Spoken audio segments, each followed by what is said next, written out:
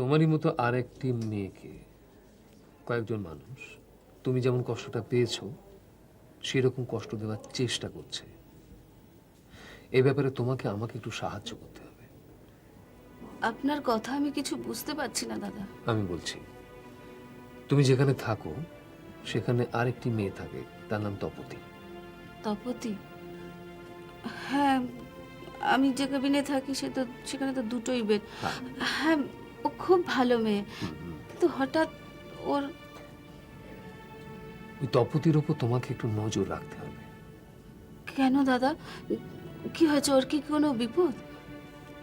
হতে পারে, হতে পারে, আমি ঠিক জানি না, কিন্তু আমার ধারণা ওর একটা বিপদ ঘটতে চলেছে। কি বলছেন দাদা?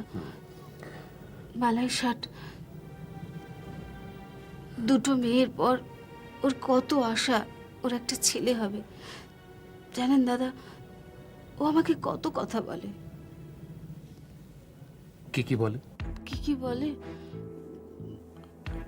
ওই নানা কথা বলে। ওর শ্বশুর বাড়ির কথা বলে, ওর স্বামীর কথা বলে। বলে যে ওর শাশুড়ি নাকি নাতির মুখ দেখার জন্য এখন থেকেই অনেক যাগযজ্ঞ করতে লেগে গেছে। এত করেও যদি ছেলে না হয়? সেটাই তো তপতি খুব ভয় পাচ্ছে দাদা। উনি তো শুধু ভয় পাচ্ছেন, আমি কিন্তু অন্য আশঙ্কা করছি। মানে?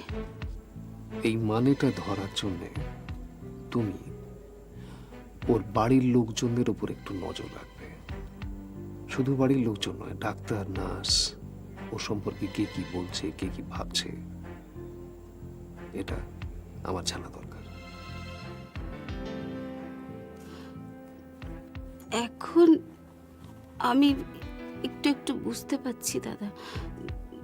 মানে একটা কি টেস্ট নিয়ে ডাক্তারবাবু ও স্বামীর সঙ্গে সেদিন কথা বলছিল কি একটা। তখন তো ওই তপতি বেডে ছিল না, আর আমারও কিরকম চোখটা লেগে গিয়েছিল। তো ওদের কথাতেই আমার ঘুমটা ভেঙে গেল। তো আমাকে জেগে উঠতে দেখে ওরা কথাটা ঘুরিয়ে দিল, সেটা আমি বুঝতে পারলাম। কি টেস্ট কিছু শুনেছিস, মনে আছে? না, সেরকম কিছু না। কানে এলো ওই কি একটা বেআইনি বেআইনি কি একটা ব্যাপার নিয়ে। ঠিক আছে, তুমি একটু খেয়াল রেখো। শিউলি, হ্যাঁ স্যার। কথা হয়ে গেছে সুনীলের সঙ্গে, তুমি ওকে ক্যাবিনে নিয়ে যাও। আর শুভ্রাংশুকে বলো আমি একবার ডাকছি, তুমি থাকবে। হ্যাঁ নিশ্চয়ই স্যার, চলুন।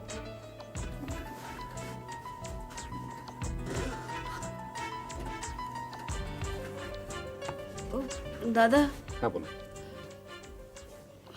বলছিলাম আজ আমি সারা বিকেল অপেক্ষা করে বসেছিলাম। আমার বৌদি কথা দিয়েছিল আসবে। ও হ্যাঁ হ্যাঁ হ্যাঁ, তোমার বৌদি একটা ফোন করেছিলেন। ও একটা বিশেষ কাজে আটকে গেছে, আসতে পারেনি। ও কালকে আসবে। ভেবো না, ও কালকে আসবে নিশ্চয়ই। খুব জরুরি কাজ ছিল, আটকে গেছে। এসো।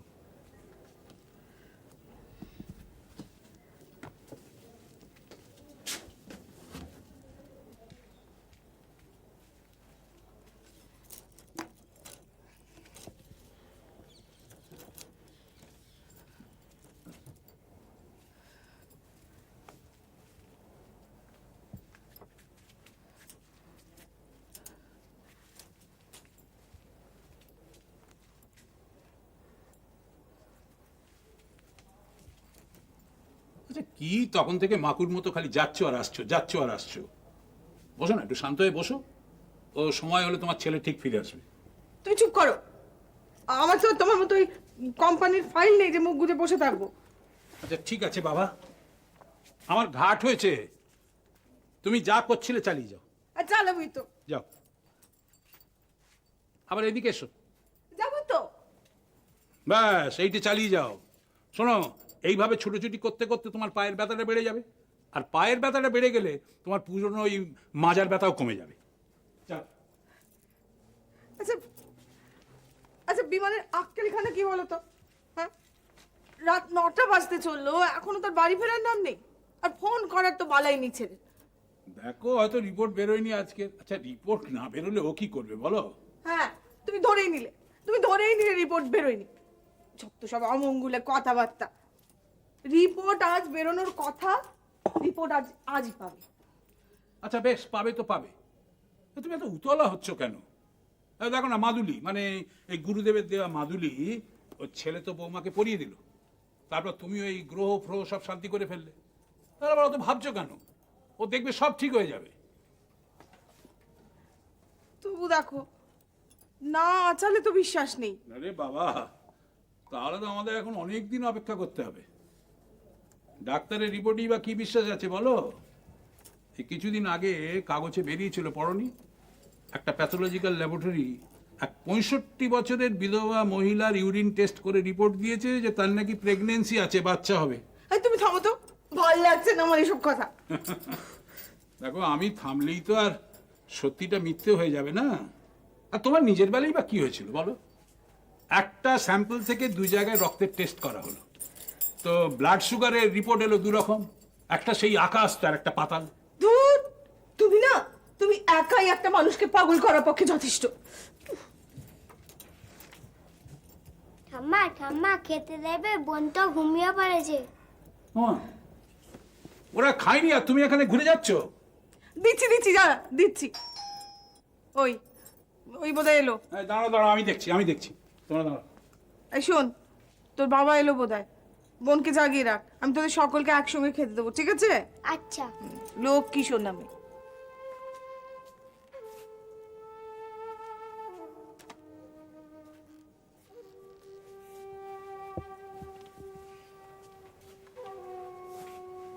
কিরে খোকা, কেমন চুপ করে বসে পড়লি যে? কিরে, ওদিকে খবর কি? কিসের খবর? কিসের খবর মানে? আজ বৌমার ডাক্তারের রিপোর্ট বেরোবার কথা না? বেরিয়েছে আর তুই সেই খবরটা দেওয়ার জন্য রাত 9টার পর বাড়ি ফিরলি? আরে কি হলো? কি চুপ করে বসে আছিস কেন? কি হচ্ছে বল না। যা হওয়ার তাই হয়েছে। মানে? জগমায়া, আমি বলছি কি, এসব এখন থাক, পরে হবে। বেচারি টায়ার্ড হয়ে ফিরেছে, একটু ফ্রেশ হয়ে নিক। তুমি ততক্ষণ ওই রিঙ্কু টিঙ্কুর খাওয়ার ব্যবস্থা করো প্লিজ। এই দাঁড়া, এই খোকা, বলতো কি হয়েছে বলতো?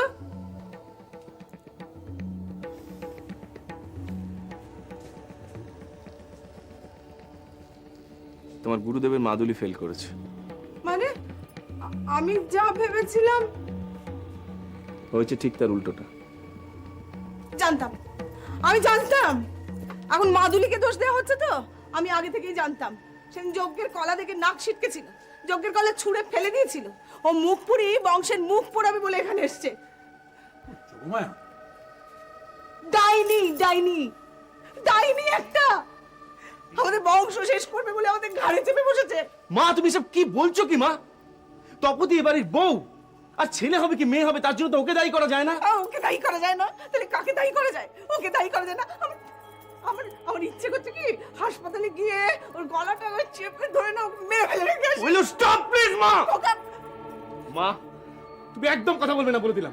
আমাদের ছেলে হবে কি মেয়ে হবে তাতে তোমাদের মাথা ব্যথা কি আছে? আর আমি তোমাকে একটা কথা পরিষ্কার বলে দিলাম যে তোমার কথা মতন কিন্তু আমি চলতে পারবো না।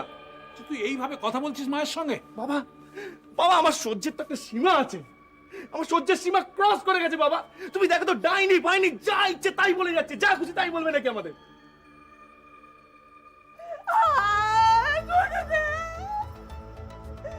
শেষ পর্যন্ত আমার কপালে এই ছিল। গুরুদেব, আমার কি হলো? তুমি আমার কাছে গুরুদেব, তুমি কোথায়? তুমি ভেতরে যাও, তুমি ভেতরে যাও বলছি, যাও। কেন, কি হচ্ছে সব? না, বাচ্চা মেয়েকে নিয়ে সব কি? গুরুদেব, আমার কি হলো গো? হাত করে দাও, আমার কি হলো গো?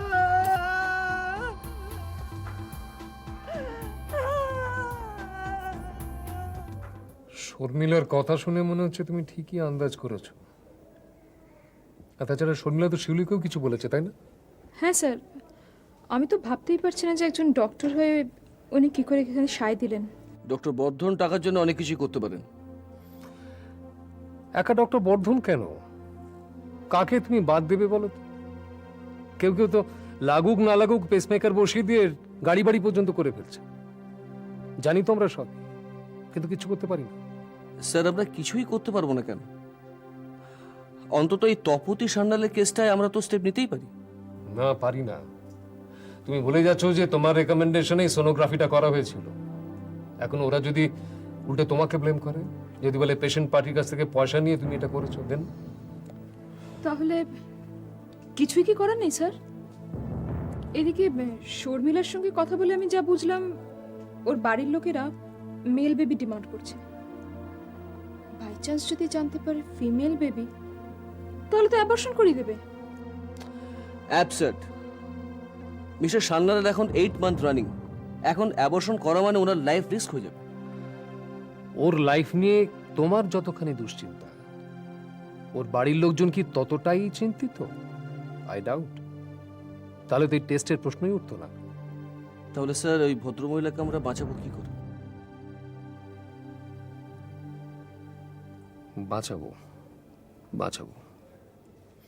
রেনাল ফেলিওর বলে যে ট্র্যাপটা ডক্টর বর্ধন তৈরি করেছিলেন, সেই ট্র্যাপই তপতি সান্যালকে ফেলে ওনাকে নেফ্রোলজিতে ট্রান্সফার করে আনতে হবে। কিন্তু স্যার, ওনাকে এই অবস্থাতে অ্যাকর্ডিং টু ল আমরা তো ট্রান্সফার করে আনতে পারি না। নিশ্চয়ই পারি। বাকি সবাই যদি নিজেদের স্বার্থে ল অ্যান্ড অর্ডার ভায়োলেট করতে পারে, তাহলে আমরাও পারি। আমরা তো নিজেদের জন্য কিছু করছি না, আমাদের তো কোনো রকম গিল্টি ফিলিংস থাকার কথা নয়। একটা ঘটনা ঘটতে যাচ্ছে যেটা অবাঞ্ছিত, ডিজায়ার্ড নয়, তো সেই ঘটনাটাকে আমরা আটকাবো না? নিশ্চয়ই আটকাবো। আটকাতেই হবে স্যার। শুধু আটকালেই হবে না শুভ্রাংশু, যে সমস্ত লোকেরা এই নোংরা ব্যাপারটার সঙ্গে জড়িয়ে আছে তাদের প্রত্যেকে উচিত শিক্ষা দিতে হবে। তাই কোনো রকম তাড়াহুড়ো নয়, মাথা ঠান্ডা করে কাজ করো। কিন্তু স্যার, এর মধ্যেই যদি কিছু ঘটে যায়? সেটা যাতে না ঘটে সে ব্যবস্থা আমি করেছি। শর্মিলা তপতির বাড়ির লোকজনদের উপর নজর রাখবে। কিন্তু উনি তো নিজেই একজন পেশেন্ট, ওনার পক্ষে কি সম্ভব হবে? সেটা আমি ভাবিনি যে তা নয়। আচ্ছা, সোনালির উপর কতটা ডিপেন্ড করা যায়? সে ব্যাপারটা স্যার আমি খুব একটা ভালো বলতে পারবো না, তবে ডক্টর সেন বোধহয় এই ব্যাপারটা ভালো বুঝবেন। Not a bad idea. Sir আমি কি ওর সঙ্গে আবার কথা বলে দেখবো? Not you. তুমি বললে ব্যাপারটা অন্যরকম হয়ে যাবে। এই দায়িত্বটা শিউলিকেই নিতে হবে। সোনালীকে তুমি বোঝাও যে তুমি কি চাও। She is quite intelligent. ও কি প্রবলেমটা ফিল করবে না? ডেফিনেটলি করবে। একটা ট্রাই করো, পারবে তো? পারবো স্যার। Thank you.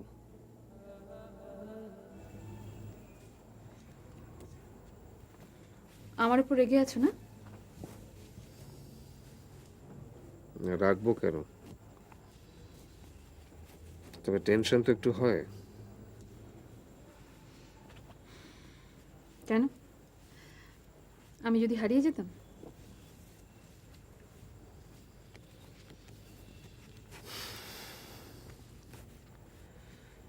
সুজাতা, যাদের সঙ্গে তুমি মিশছো তারা মোটেই ভালো লোক নয়। তোমাদের ওই দেবাংশু কাকু তোমাদের ফ্যামিলি ফ্রেন্ড, আমি কিছু বলিনি। ওনার সম্পর্কে যা শোনা যায় তার যদি খানিকটাও জানতে।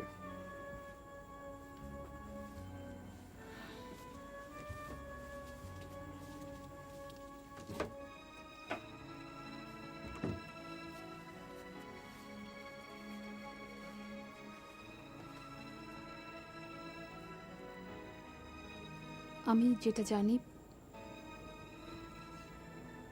সেটা আমি প্রুফ করেই ছাড়ব।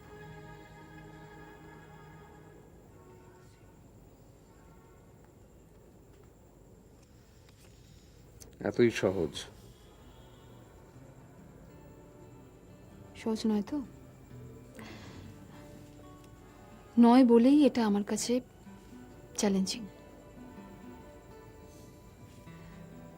তুমি পারলে আমি পারবো না কেন? তোমার একার পক্ষে এটা সম্ভব নয়, সেই জন্য।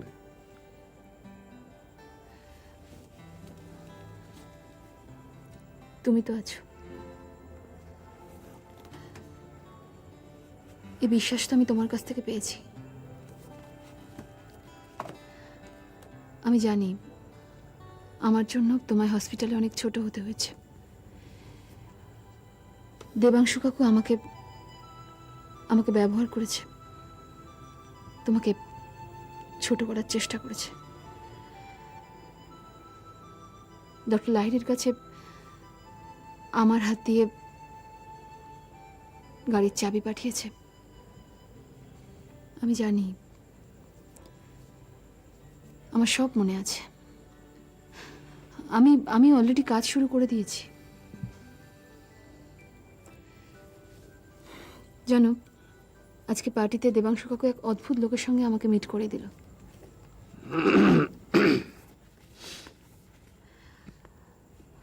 কিরম জানো তো, মানে লোকটাকে যদি তুমি এক সেকেন্ড দেখো না, লোকটাকে দেখেই মনে হবে লোকটা পারভার্টেড। কিন্তু অদ্ভুত, কিন্তু একটা অন্য জিনিস। কিরম বলো তো, লোকটা আমার সঙ্গে যখন প্রথম আলাপ করতে এলো, তা লাইফ হিস্ট্রি শোনাতে লাগলো। কি কবে কখন আলুর ব্যবসা করতো, 12 বছর আগে শুরু করেছিল, বিজনেসের ট্র্যাক চেঞ্জ করছে, এই বিজনেস এই সব। এখন নাকি সে দেবাংশু কাকুর ওই মেডিসিন ইন্ডাস্ট্রিতে পা রাখছে। ভালো। তোমাদের পিএসএল নাকি স্পন্দনে মেডিসিনের জন্য টেন্ডার দিচ্ছ? সেই নিয়ে তো আজকে পার্টিতে কথা ছিল। কিন্তু নতুন একটা সেক্টর ওপেন হচ্ছে, সেখানের আমি ইনচার্জ, সঙ্গে মিস্টার সুর। তিনি কে? তিনি ওই যে যার কথা বললাম তোমায়, কি নাম বলো তো, শ্যামসুন্দর সুর।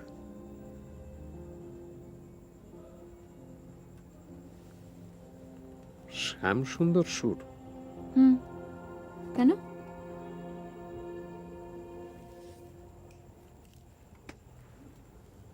শ্যামসুন্দর সুর মেডিসিন ইন্ডাস্ট্রিতে প্রথম এ কথা তোমাকে কে বলল? আমাকে দেবাংশু কাকু বললো। মিথ্যে কথা বলেছে।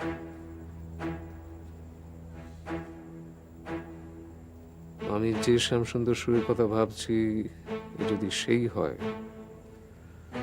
তাহলে জাল ওষুধ তৈরি করতে গিয়ে একবার ধরা পড়েছিল আগে, কিন্তু ও তো এখন জেলে থাকার কথা। ছাড়া পেল কবে?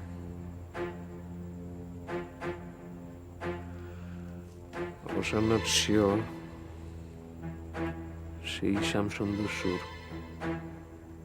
এই শ্যামসুন্দর নাও হতে পারে।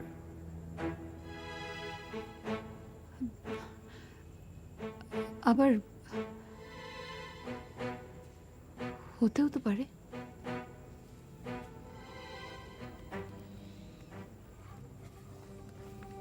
হ্যাঁ, পারে। আর